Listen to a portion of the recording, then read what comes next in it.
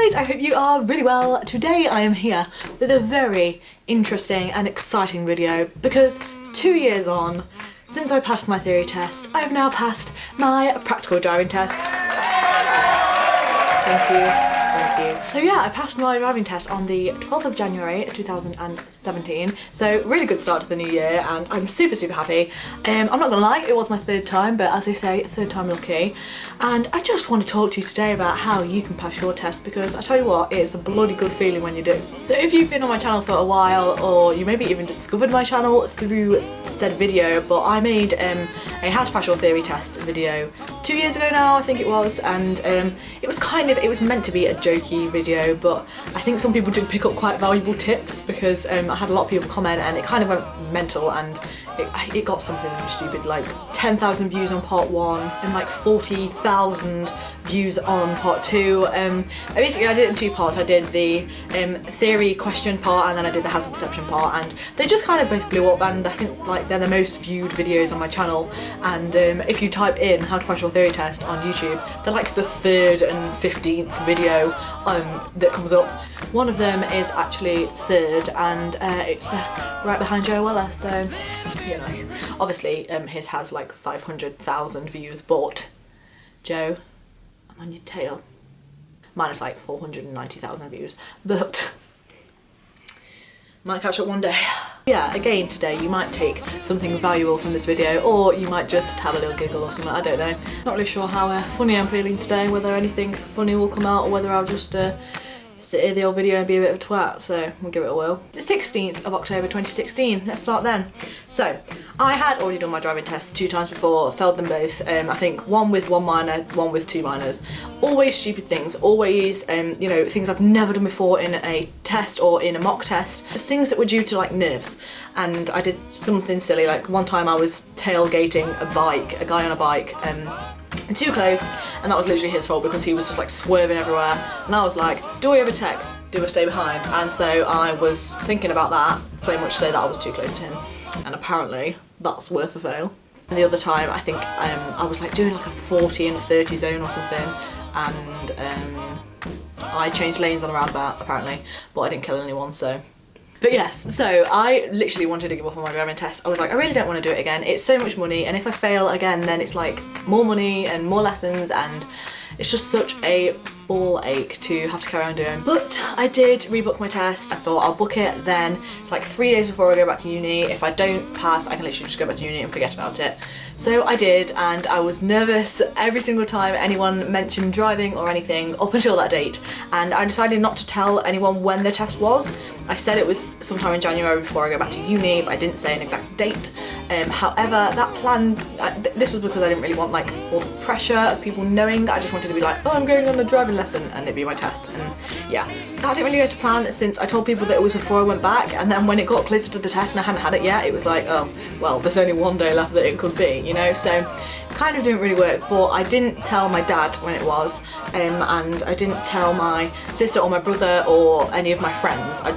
Sam knew, my mum knew on the day, because in the morning I had a lesson and then I came home for a few hours and then I went out again, and I obviously was like, well, I'm gonna go on my test now. But yeah, so I tried the whole no pressure thing, but it didn't really work. But it was nice knowing that not everybody knew, so I didn't have all the pressure if I failed. I didn't really have to tell anyone, like my nan and granddad didn't know and stuff, so I would only have to like tell Sam and my mum. It's now the time of my test, so my driving instructor picks me up an hour before my test to have a little bit of a drive and like do some last minute bits. And it starts raining, like really heavy, hammering it down, rain, horrible. The whole car was like steaming up and it was awful. And I'm really rubbish because I hate having to use like window wipers or fog lights or like de-steamers or what they called, you know, the things that like unsteam the windows. Anyway, and like I say, my windows were steaming up, but like as in the passenger windows, not like the front, the passenger window. Huh? So I was like, oh my god, what do I do if that happens? And he was like, you take this cloth. And I was like, brilliant. So how does that work if I'm like on the motorway and I can't see out my blind spot because it's steamed up? And he was like, well, just gotta guess, ain't you? and my instructor was like, oh, you'll be fine, you won't have to do an emergency stop because of the weather, which makes complete and utter sense because it really was hammering it down, and doing an emergency stop in the rain is not good, especially on a driving test with a learner driver. So we got out the car, I went inside, I was very nervous, it was raining like I say, so I like ran inside, went to the loo, came and sat down with my instructor. About 5 seconds later I decided I needed to go to the loo again, so I went again.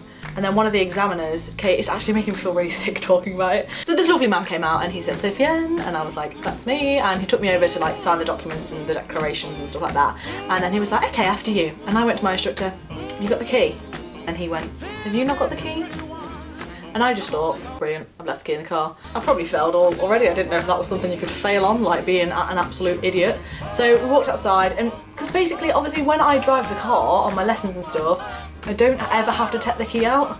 So I just didn't think about it, and on my other tests he's always been like, okay, get the key and go inside, and like I just completely forgot. So that went really well, and I was really nervous in case the car had locked itself, which it hadn't, so I was like so happy. But as I walked up to the car I was like, please don't be locked, please don't be locked. He asked me to read out the like letters and numbers off a number plate for the eyesight testing, and there was an I, but I didn't know if it was a 1 or an I, and so I think I said I, but it might have been a 1. So then we got into the car and he asked me, showed me, tell me questions. I think one was about the brake lights and one was about the tread depth. And he asked me the one about the tread depth, and I was like, I've got this down. I was like, it's 1.6 millimeters across the centre of 3/4 of the tread of the whole circumference. He was like, you've been practicing, and I was like, damn straight I have, for like the last 3 hours before I came on my test. Then he tells me a little bit about the test and what I'm going to be doing, and then we pull off and I start the test. So we go up, we go through some of the kind of villages near where I live, and it's all quite good because they're kind of like country lanes. I quite like country lanes because they're pretty easy and they're normally really quiet. However, right, we came to this one bit and there was something in the road, and I didn't know if it was like a dead animal or something, I really wasn't too sure. I tried to, you know, move not around it, but so like my wheels were to the side of it, so we didn't go through it, we went over it. And it was pretty central in the road, so I thought, that's fine. However, I moved slightly to the left, and I thought, shit me, gone up the curb, Anna. So I was completely deflated because I thought I've failed my test now because I've like gone up the curb, because I know if you just hit the curb, you don't fail, it's just a minor, but if you go up the curb, actually like mount it, then you fail. So I carried on going, and I tried to stay calm because I've been told by so many people that like, even if you think you failed, just carry on going because you might not have, and if you prove that you can drive really well and it was like a little silly mistake, then they might like be a bit more lenient with it. So I carried on going and it got to my manoeuvre. So I had to do left reverse, so reverse around a corner. I bloody love this manoeuvre, it's my favourite one. I find it really easy and I really like it. Everyone has their like favourite manoeuvre and that is mine. So it was all fine, we was reversing backwards and everything, fine. It came like, started turning the corner, and then a car pulled up behind me. So I'm already like backed into the road and a car pulls up behind me as if they want to come out of that road. And I literally sat there thinking, I have not come across this before. Like I've come across like, you know, people coming along the road that you've just pulled like out of. You say you pulled into the side road and people coming across, and like people walking, pedestrians and stuff on the path. But I hadn't come across someone pulling up behind me in the car. So I absolutely crapped myself. I actually like sat there and went,